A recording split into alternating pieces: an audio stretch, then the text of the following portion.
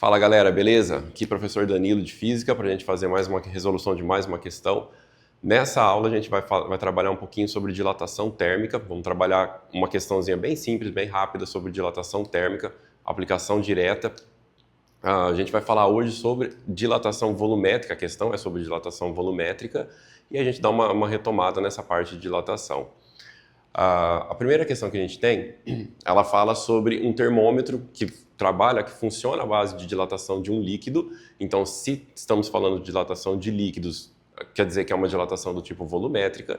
E a gente vai ver como trabalhar com isso daí, como que a gente vai aplicar essa dilatação nesse caso. O termômetro que mede temperaturas entre menos 20 e 80 graus Celsius utiliza como grandeza termométrica a altura da coluna de mercúrio. Então, olha só. A altura da coluna de mercúrio, estamos falando de volume de líquido, tá?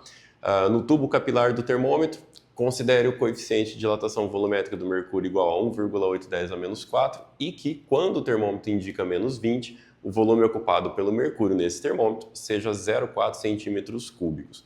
Desprezando a dilatação do vidro, o volume do tubo do capilar do termômetro entre as marcações menos 20 e 80 é D.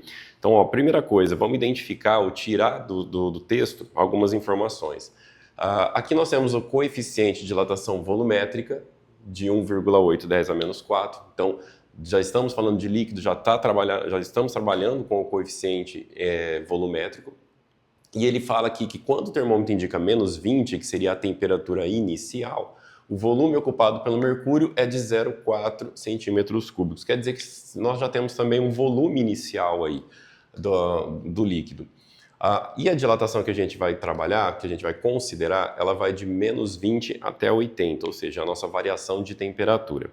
Para a dilatação térmica dos sólidos ou dos líquidos, nós temos uma equaçãozinha, ou melhor, 3 equações, que podemos trabalhar na dilatação. Temos a dilatação linear, que é quando a gente está considerando apenas um comprimento, né, apenas uma medida, seria um comprimento ou uma altura, que a gente trabalha com ΔL, que seria a variação de comprimento inicial, coeficiente, variação de temperatura.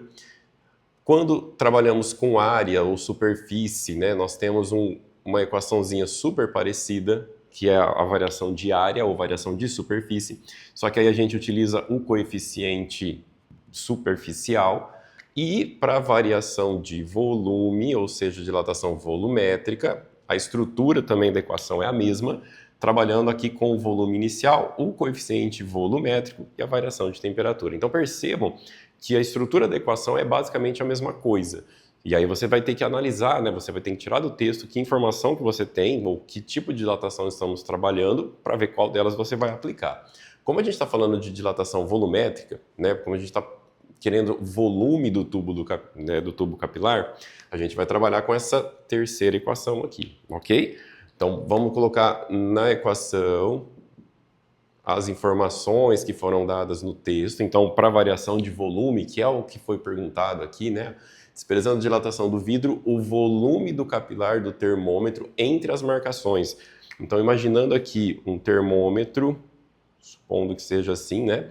Lá na indicação de menos 20, quando ele estava indicando menos 20, você tinha um volume inicial de líquido aqui, né? Que é esse 0,4 centímetros cúbicos. E aí, conforme a temperatura aumenta, essa coluna de líquido, ela vai subir. E aí ela vai chegar até os 80 graus Celsius, certo? O que o texto pergunta é exatamente isso aqui, ó, o volume entre as marcações menos 20 e 80. Volume entre marcação menos 20 e 80 é exatamente a variação de volume, ou seja, é a dilatação que nós estamos procurando, é o ΔV. Então agora vamos substituir nessa equação, que ela já vai me dar o ΔV com base nas outras informações que o texto já me deu. Variação de volume, o volume inicial 0,4, o coeficiente 1,810 a menos 4 e a variação de temperatura. Sempre interessante fazer o final menos inicial, tá? Final 80 menos o inicial, que é menos 20. Então ficaria menos 20, que aí a gente tem uma variação de 100 graus Celsius, ok? Então fazendo as contas aqui, né? O 0,4 vezes 1,8 vai dar 0,72. E aqui você tem a variação de temperatura de 100, né, que vai ser 80 mais 20. Então, multiplicando 0,72 por 100, vai ter 72,10 a menos 4. Colocando numa notação científica, para ficar igual às alternativas, a vírgula andando para o lado, uma casa, então 7,2, 10 a menos 3 centímetros cúbicos. Trabalhei com a unidade de medida em centímetro cúbico.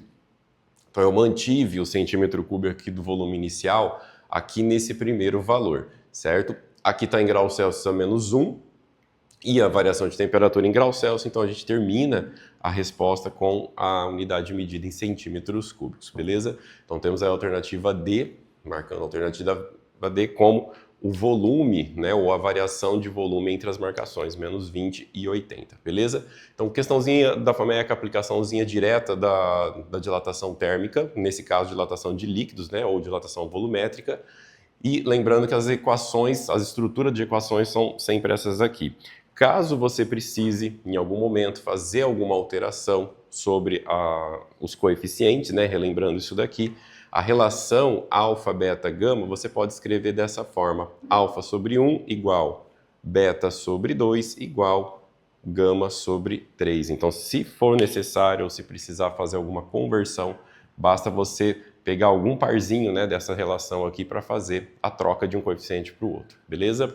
Então é isso aí, galera. Valeu, até o próximo vídeo.